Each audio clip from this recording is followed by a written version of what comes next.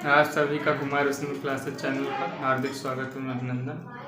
मित्रों, हम लोग आज वेदांग के बारे में जानेंगे। देखिए वेदांग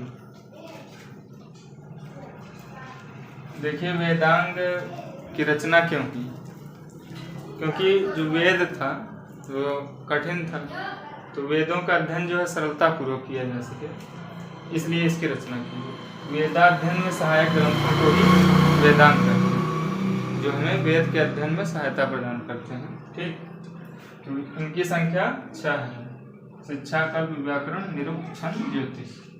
देखिए सबसे पहले हम शिक्षा की बात करते हैं। तो ये शिक्षा में क्या दिया गया है? जो शिक्षा वेदांग है, इसमें वेद के शुद्ध पाठ के नियम मिलते हैं कि वेदों का कैसे शुद्ध पाठ किया जाए। ठीक, मतलब कि उनका शुद्ध उच्चारण, वैदिक मंत्रों का शुद्ध उच्चारण संबंधी इसमें मिलता है। ठीक, फिर आता है कल्प। तो कल्प जो है, कल्प में क्या है, इसके अंदर 4 सूत्र हमें मिलते हैं। श्रौत सूत्र, गृह सूत्र, धर्म सूत्र। मुख्यतः 3 है, तो यही तीनों माने जाते हैं, श्रौत सूत्र, गृह सूत्र, धर्म सूत्र। लेकिन कुछ विद्वान शुल्ब सूत्र को भी इसी का मानते हैं। ठीक, तो श्रौत सूत्र में यज्ञ वर्णन है। यज्ञ वर्णन मतलब कि जो यज्ञ थे, बड़े बड़े यज्ञ होते थे, तो उसका वर्णन किया गया है, उन्हें कैसे किया जाए, उनके नियम वगैरह है। गृह सूत्र में गृह कर्मकांड, घरेलू यज्ञ हुआ, छोटे मोटे यज्ञ हुआ, छोटा मोटा अनुष्ठान हुआ, कर्मकांड घर में जो करते हैं, तो उसका इसमें वर्णन। धर्म सूत्र में सामाजिक व्यवस्था का वर्णन। सामाजिक व्यवस्था में क्या है? धर्म सूत्र। तो धर्म सूत्र में क्या है? सामाजिक व्यवस्था, जो कर्म पर आधारित वैदिक काल में जो वर्ण व्यवस्था थी, तो उसका जो नियम वगैरह है, धर्म सूत्रों में ही उसके कर्तव्यों का वर्णन है। राजा के कर्तव्य का वर्णन है, मनुष्य के कर्तव्य का वर्णन है। इसमें कुल मिलाकर सामाजिक व्यवस्था संबंधी नियम हमें मिलते हैं। फिर आता है शुल्ब सूत्र। शुल्ब सूत्र जो है, इसको गणित से संबंधित कर सकते हैं, अंक गणित और ज्यामिति से संबंधित ये है।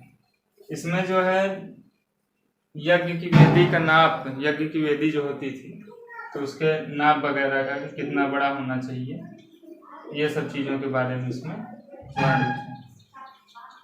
यज्ञ की वेदी की माप, किस मंत्र का प्रयोग कहाँ करना है, कल्प के अंतर्गत हमें यही जानना है, किस मंत्र का प्रयोग कहाँ करना है, और मतलब किस नियम को कहाँ फॉलो करना है। जैसे किस मंत्र का प्रयोग कहाँ, जैसे यज्ञ वर्णन श्रौत सूत्र में है, तो जो ऋग्वैदिक मंत्र हैं उनका प्रयोग कौन से, जैसे गृह कर्मकांड में कौन से मंत्र प्रयोग करने चाहिए, तो हमें गृह सूत्र में मिल जाएगा।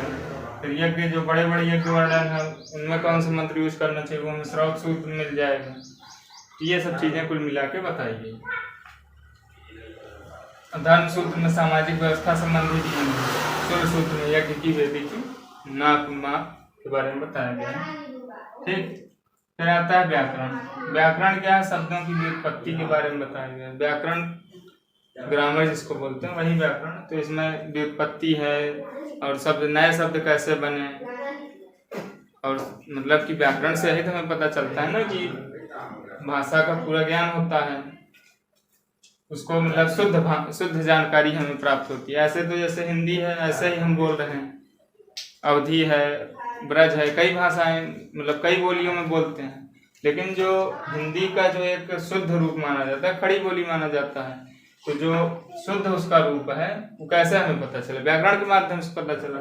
उसी प्रकार से संस्कृत का जो शुद्ध रूप है, तो वो सब चीजें हमें व्याकरण के माध्यम से ही पता चलती है। देखिए संस्कृत व्याकरण में जो है पाणिनिकृत अष्टाध्यायी है, कई व्याकरणकार हुए हैं, पतंजलि हुए हैं, उनका महाभाष्य है। ठीक, तो शब्दों की उत्पत्ति ये सबसे संबंधित है व्याकरण, वही ग्रामर जिसको बोलते हैं। फिर आता है निरुक्त। जब हमें व्याकरण का ज्ञान होगा तभी तो हम वेदों का अध्ययन अच्छे से कर सकेंगे, इसलिए हमें पढ़ना जरूरी है नियम वगैरह। ये ध्यान दीजिए। निरुक्त, निरुक्त में क्या है? देखिए वेदों में कुछ ऐसे शब्द थे जो बहुत ही कठिन थे, तो उस शब्द का क्या अर्थ है, जैसे एक ही शब्द के कई अर्थ होते हैं, तो हमें निरुक्त में ये बताया गया है कि इस शब्द का क्या अर्थ है।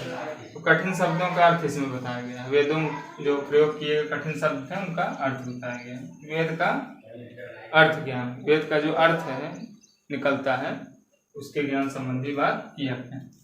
फिर छंद आ जाता है, तो गायत्री, त्रिष्टुप, जगती ये सब छंद है, वैदिक छंद है। ये जो मंत्र है ऋग्वेद के इन्हीं सभी छंदों में लिखे हुए हैं। ठीक, फिर ज्योतिष, ज्योतिष क्या है? नक्षत्रों का वर्णन है, हस्तरेखा जो देखते हैं बताते हैं, तो उन्हीं सब चीजों का वर्णन है।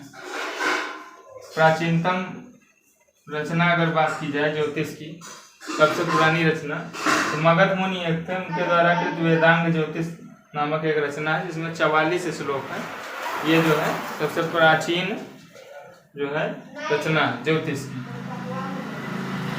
ठीक, अब हम कुछ महत्वपूर्ण जान लेते हैं, क्योंकि छंद को जो है वेद रूपी पुरुष का पैर बतलाया गया है, कल्प को हाथ कहा गया है, ज्योतिष को नेत्र कहा गया है, निरुक्त को कान कहा गया है, शिक्षा को नाक कहा गया है, व्याकरण को मुख कहा गया है।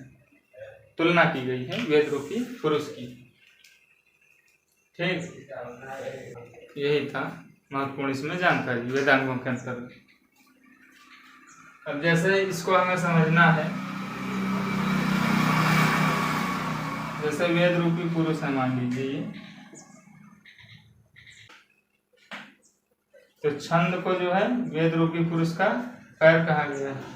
ठीक, कल्प जो है उसको हाथ कहा गया है, ज्योतिष नेत्र, निरुक्त कान को, ठीक, शिक्षा नाक को, व्याकरण मुख, यही है। ऐसा मतलब कहा गया है, तुलना की गई है वेद रूपी पुरुष से। वेद को जो है एक पुरुष मान लिया गया, ये पुरुष मान लिया गया, तो ये जो वेदों के अंग हैं इनकी तुलना की गई कि जो कल्प है वो वेद रूपी पुरुष का हाथ है, ज्योतिष जो है वेद रूपी पुरुष का नेत्र है, निरुक्त जो है वो वेद रूपी पुरुष का कान है, और जो शिक्षा है वो वेद रूपी पुरुष का नाक है, और व्याकरण जो है वो मुख है। ये हमारी वेदांगों के बारे में बात थी। अब हम लोग जो है देखिए वैदिक काल को 2 भागों में बांटा गया, एक उत्तर वैदिक काल बाद वाला और एक जो उसके पहले पूर्व वैदिक काल, मतलब पूर्व वैदिक काल और उत्तर वैदिक काल। पूर्व वैदिक काल को ऋग्वैदिक काल कहते हैं। तो जो हमारा ऋग्वैदिक काल या पूर्व वैदिक काल है उसके जो है राजनीतिक, सामाजिक, आर्थिक और धार्मिक एवं सांस्कृतिक जो व्यवस्था थी, जीवन था, उसके बारे में अब बात करेंगे।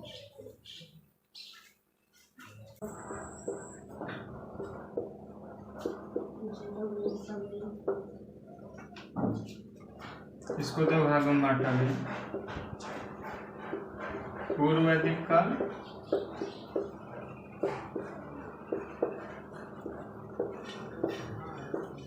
और उत्तर वैदिक काल।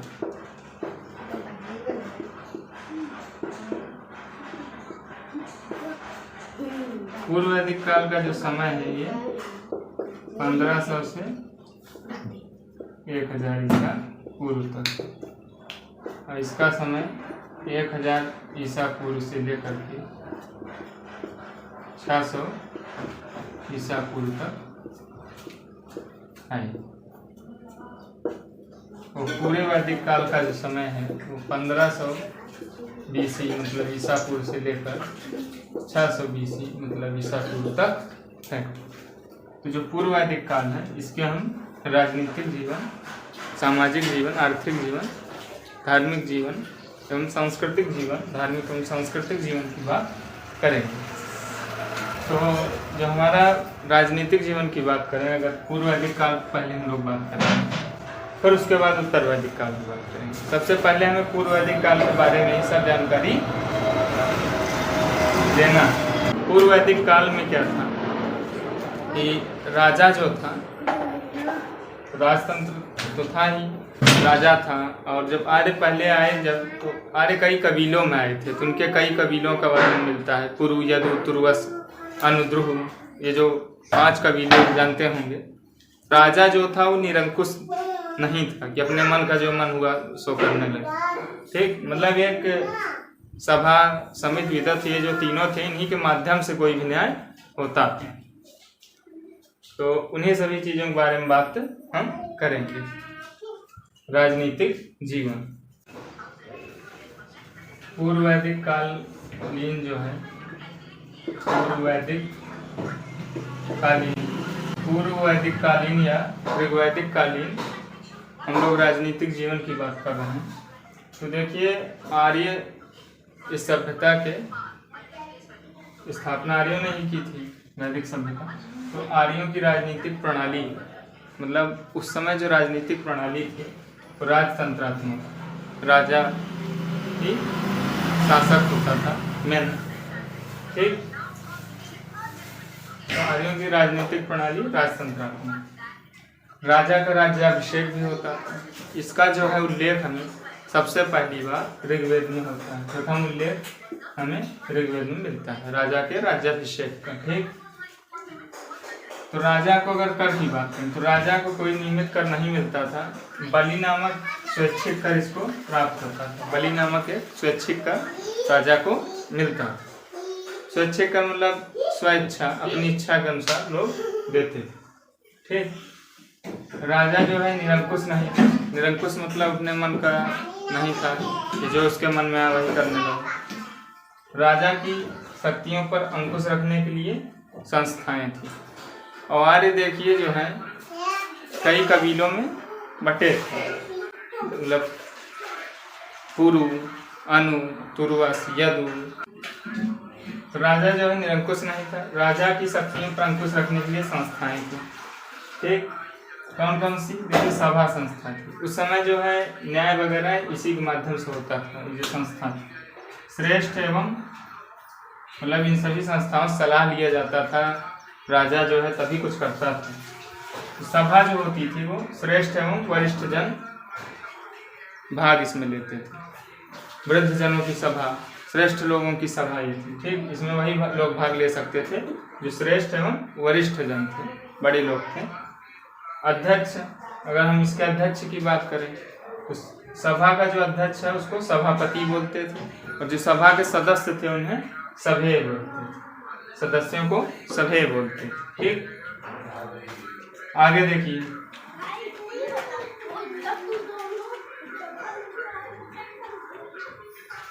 ये जो सभा थी, सभा जो है महत्वपूर्ण विषयों पर राजा को सलाह दिया करता। ठीक, और साथ ही यह न्याय का भी कार्य करती थी। ठीक, सभा का ये कार्य था। तुलना, अगर हम तुलना की बात करें, सभा की तुलना, तो आधुनिक मंत्री परिषद या हम राज्यसभा से कर सकते हैं इसकी तुलना। राज्यसभा कैसा सदन है? राज्यसभा उच्च सदन। ठीक, फिर दूसरा देखिए समिति है। दूसरी संस्था उस समय समिति थी। समिति जो है सामान्य जन इसके सदस्य होते थे। जो नॉर्मल लोग थे, सामान्य जन इसके सदस्य हुआ करते। समिति जो है इसमें सामान्य जन सदस्य होते थे। अध्यक्ष जो है, इसके अध्यक्ष को ईशान या पति कहते थे। राजा का जो पद था, हालांकि वो वंशानुगत था, लेकिन समिति के सदस्यों द्वारा राजा का निर्वाचन होता था। जैसे मान लीजिए राजा कुछ गड़बड़ी करता है तो फिर नया राजा बनाने के लिए समिति के सदस्यों द्वारा राजा का निर्वाचन फिर से कर सकते थे। हालांकि राजा का जो पद था वो वंशानुगत ही था। मान लीजिए उस वंश में अच्छा राजा नहीं हुआ तो फिर समिति के सदस्यों द्वारा राजा का निर्वाचन किया जाता है। और अगर समिति की बात करें तो इसकी तुलना हम आधुनिक लोकसभा से कर सकते हैं। समिति की तुलना आधुनिक लोकसभा से हम कर सकते हैं। इसमें स्त्रियां भी भाग ले सकती थी उस समय। ठीक, ऐसा नहीं था कि स्त्रियों को प्रतिबंध था। तीसरी संस्था थी जो है विदत। आर्यों की सबसे प्राचीन संस्था ये थी, सबसे पुरानी संस्था थी विदत। सैनिक, असैनिक तथा धार्मिक कार्यों से संबंधित जो कार्य होते थे वो विदत करती थी। तो कहने का अर्थ यह है कि उस समय राजा निरंकुश नहीं था। 3 संस्थाएं थीं, सभा, समिति, विदत।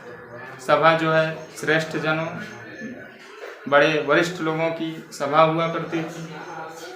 ठीक, राजा को लोग सलाह देते थे, तब राजा निर्णय करता था। और समिति थी दूसरी। समिति जो है जिसमें सामान्य लोग सदस्य थे। समिति का अध्यक्ष ईशान कहलाता था। राजा का पद वंशानुगत था, परंतु समिति के सदस्यों द्वारा ही राजा का निर्वाचन होता था। इसकी तुलना हम आधुनिक लोकसभा से कर सकते हैं। लोकसभा निम्न सदन है, राज्यसभा उच्च सदन है। ये पॉलिटिकल का क्वेश्चन है, ध्यान रखिए। विदत तीसरी संस्था थी। आर्यों की ये सबसे प्राचीन संस्था थी। सैनिक, असैनिक तथा धार्मिक कार्यों से संबंधित कार्य ये करती थी और उस समय राजतंत्रात्मक प्रणाली थी और राजा का राज्याभिषेक होता था। इसका हमें प्रथम उल्लेख ऋग्वेद में मिलता है। अब देखिए हम लोग इसके आगे जानेंगे।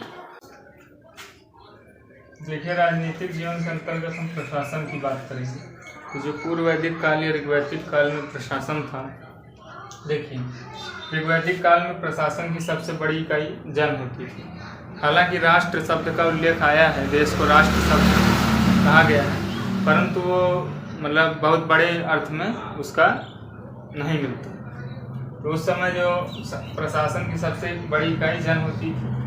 जन के प्रमुख को जनस्य गोपा कहते थे, जनपति कहते थे या राजा कहते थे। ठीक। राजनीतिक संगठन की सबसे छोटी इकाई, राजनीतिक संगठन की जो सबसे छोटी इकाई थी, मतलब जो शासन प्रशासन था उसकी जो सबसे छोटी इकाई थी वो कुल थी। कुल, कुटुंब, परिवार, गृह, ये सब हमें मिलता है। तो इसका जो मुखिया होता था कुलपति होता था। कुलक या कह सकते हैं, चाहे कुलपति कहिए, चाहे कुलक कहिए या गृहपति कहिए, एक ही बात। ठीक। फिर कई कुल मतलब कई कुटुंब या कई परिवार मिला करके ग्राम बनता था, गांव बनता था। तो सबसे छोटी इकाई कौन हुआ? कुल हुआ। इससे बड़ा ग्राम, कई कुलों को मिला करके गांव बना। ठीक। तो ग्राम बना। ग्राम का जो मुखिया ग्रामणी। अरे आधुनिक समय में अगर देखें ऐसा समझिए, देखिए परिवार है, सभी का परिवार होता है, कई परिवार मिला करके गांव बनता है। फिर उस गांव में कई गांवों को मिला करके तहसील बनता है। तहसील के अंदर कई गांव होते हैं ना, फिर 2-3 तहसील या कई तहसीलों को मिला करके जिला बनता है। फिर कई जिलों को मिला करके प्रदेश बनता है। फिर कई प्रदेशों को मिला करके एक देश बनता है। बस ये कहने का मतलब। ठीक। तो सबसे छोटा परिवार पहले भी था, अब भी है। सबसे छोटा परिवार, परिवार का जो मुखिया होता था उसको कुलपति, कुलक या गृहपति कहते थे। ठीक। ग्राम का मुखिया ग्रामणी, जिसको आज ग्राम प्रधान कहते हैं, गांव का मुखिया। तो ग्राम का मुखिया ग्रामणी होता था। ग्राम से फिर विश्व होता था, ग्राम से बड़ा। कई गांवों को मिला करके विश्व होता था। जैसे कई गांवों को मिला करके आज के समय में तहसील होती है, ऐसा कह सकते हैं। तो कई गांवों को मिला करके विश्व होता था। विश्व जो है इसका मुखिया विश्वपति कहलाता था। और कई विषयों को मिला करके जन होता था। जन, तो उसको जनपति कहते थे। जन के मुखिया को जनपति या राजा कहते थे। ठीक। ये सबसे बड़ी इकाई थी। ऋग्वैदिक काल में प्रशासन का प्रमुख जो था वो राजा था। राजा प्रमुख होता था। बाकी ये जब कार्य करता था तो कई अधिकारी थे वो इसका सपोर्ट करते थे, भाई तभी तो कार्य करेगा, इतना बड़ा राष्ट्र चलाएगा या देश चलाएगा, कोई भी होगा। जो महत्वपूर्ण अधिकारी थे उनकी अब हम लोग बात करेंगे। देखिए सबसे छोटा कुल, फिर ग्राम, फिर विश्व, फिर जन। हालांकि राष्ट्र शब्द का आया है लेकिन उतने व्यापक अर्थ में नहीं आया। उस समय जन ही ज्यादा होते थे। जैसे आप दशरथ युद्ध पढ़िए, दशरथ युद्ध में क्या हुआ था भाई? दशरथ युद्ध में जो भरत था, भरत कबीले का मुखिया जो था सुदास, तो सुदास का 10 जनों के साथ युद्ध हुआ। 5 आर्य और 5 अनार्य लोग जन थे। 5 आर्य जन और 5 अनार्य जन, तो उन्हीं के मध्य युद्ध हुआ था जिसमें सुदास जीता था। भरत की विजय हुई थी। तो राजा जो है प्रशासन शासन जो करता था, शासन प्रशासन संबंधी जो कार्य था, तो राजा अकेले तो करता नहीं था, अकेले कर भी नहीं पाएगा। तो राजा के साथ जो है जो अन्य महत्वपूर्ण अधिकारी हुआ करते थे उनकी बात करते हैं। तो देखिए उस समय जो है सबसे महत्वपूर्ण अधिकारी अगर बात करें तो पुरोहित होता है। पुरोहित जो है वो धार्मिक अधिकारी, ठीक, पुरोहित धार्मिक अधिकारी, राजा का ये मुख्य परामर्शदाता, ठीक। फिर उसके बाद सेनापति, सेनापति भी काफी महत्वपूर्ण था, क्यों? क्योंकि वह सेना का प्रमुख था, ठीक। फिर मुराजपति, मुराजपति जो था ये जो है चारागाह या गोचर भूमि जो होती थी उसका अधिकारी है। स्पर्श, गुप्तचर विभाग का जो अधिकारी था, गुप्तचर उसको स्पर्श बोलते थे। दूत, जो संदेश वाहक होता है उसको बोलते थे, जो संदेश पहुंचाता था, दूत। पूरक, दुर्ग का जो अधिकारी होता था, दुर्गपति जो होता था तो उसको पूरक बोलते थे। और पुलिस या अपराधी पकड़ने वाले अधिकारी को उस समय उग्र कहा जाता, ठीक। और विषपति जो था, विष का प्रमुख था। तो ये सभी अधिकारी थे उस समय के महत्वपूर्ण, जिनके द्वारा राजा जो है अपने राज्य में शासन चलाता, ठीक। और जो है न्यायिक अधिकारी का जो है वर्णन हमें नहीं मिलता है।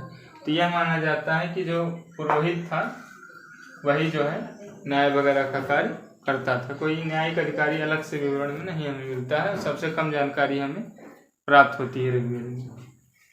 देखिए हम ऋग्वैदिक कालीन राजनीतिक जीवन की बात कर रहे थे, तो अभी हमने महत्वपूर्ण अधिकारी बताया। महत्वपूर्ण अधिकारी जो उस समय थे उसमें सभी अधिकारियों का वर्णन मिलता है, कई अधिकारियों का, लेकिन उसमें विधि और न्याय व्यवस्था के विषय में हमें ऋग्वेद में कुछ खास जानकारी हमें नहीं प्राप्त होती। ऋग्वैदिक कालीन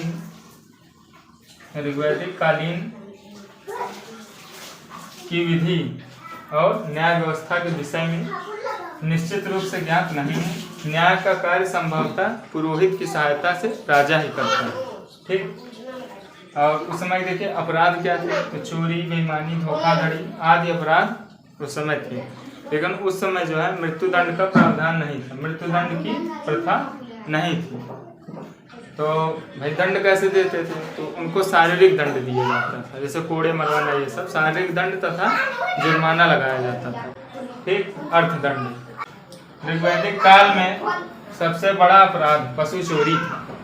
ऋग्वैदिक काल में जो सबसे बड़ा अपराध था पशु चोरी था, खासकर गाय की चोरी। गाय क्योंकि सबसे पवित्र पशु थी उस समय, गाय पवित्र थी। गाय जो थी उसको चोरी करने के लिए कौन फेमस थे? फेमस मतलब प्रसिद्ध थे। पाणी नामक अनार्य जो थे आर्यों की गाय चुराने के लिए खूब प्रसिद्ध थे उस समय, ठीक। और उच्च श्रेणी के व्यक्ति की हत्या का दंड, जैसे जो उच्च श्रेणी मतलब बड़ा व्यक्ति होता था तो उसकी हत्या का दंड जो है 100 गायों के रूप में लिया जाता था। सतदाय शब्द का प्रयोग हुआ है, सतदाय शब्द का प्रयोग हमें मिलता है। सतदाय मतलब 100 गायों के रूप में उससे दंड लिया जाता है। अगर उच्च श्रेणी के व्यक्ति की हत्या कोई किया है तो 100 गायों के रूप में दंड लिया जाता है, वो 100 गाय ला के दी। स्थायी सेना का अभाव था उस समय। देखिए ऋग्वैदिक कालीन समाज जो है उसमें जो है स्थायी सेना जो थी नहीं थी। पूर्ववैदिक काल में स्थायी सेना का अभाव था। युद्ध के समय फिर करते क्या थे, तो नागरिक सेना बनाए थे। तो नागरिक सेना की व्यवस्था थी युद्ध के समय, वही आके युद्ध करते थे। क्योंकि देखिए इसका रीजन क्या था, उस समय कर जो है, जहाँ तक है यह पता चलता हमें जानकारी जो मिली है कि कर जो है किसी से लिया नहीं जाता था, जैसे अनिवार्य रूप से नहीं था। राजा को बलि देते थे। बलि मतलब एक भेंट, उपहार। तो उस उपहार में, भेंट में जो है, बलि शब्द का यहाँ उपहार अर्थ है। तो अन्न देता था, कोई कुछ देता था, जो जिसकी जो इच्छा होती थी। तो स्वैच्छिक कर देते थे। तो ज़्यादा कर विशेष तो आता नहीं था। तो अगर मान लीजिए सेना अलग से बनाएंगे तो खर्चा ज़्यादा आएगा, सब उसका मैनेज करना रहेगा। तो अगर जैसे युद्ध के समय नागरिक सेना व्यवस्था है, नागरिक सेना बन के युद्ध में जाएंगे तो उससे खर्चा एक्स्ट्रा नहीं आने वाला। युद्ध के समय नागरिक सेना की व्यवस्था थी, स्थायी सेना का उस समय अभाव था। और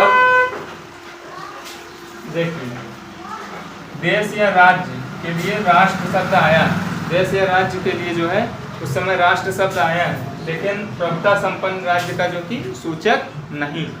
ठीक, ये ध्यान। और राजा जो था, राजा को जन का रक्षक, गोप्ता जनस और दुर्गों को भेदने वाला भी कहा गया राजा को, पुराम भेदता।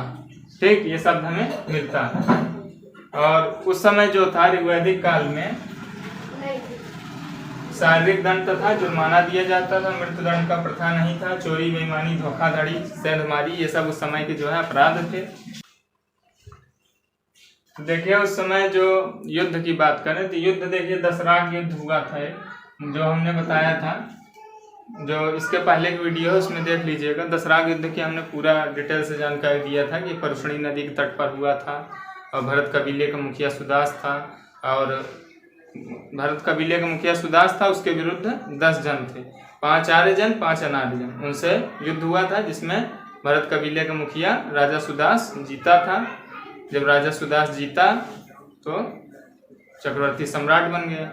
ठीक, और पुरोहित में देखिए पुरोहित जो है महत्वपूर्ण व्यक्ति होता था, पुरोहित बहुत विद्वान होता था, राजा उससे सलाह लेता था, राजा को गुरु के जैसे जानकारी पूरी देता था। और पुरोहितों में जैसे नाम आपने वशिष्ठ, विश्वामित्र, इनका नाम सुना होगा। ठीक, तो जो उत्तर वैदिक कालीन तो पूर्व वैदिक कालीन जो है राजनीतिक जीवन के बारे में हम लोगों ने जान लिया कि कैसे उस समय क्या सिस्टम था। ठीक, अब हम लोग राजनीतिक जीवन के बाद की चर्चा करेंगे।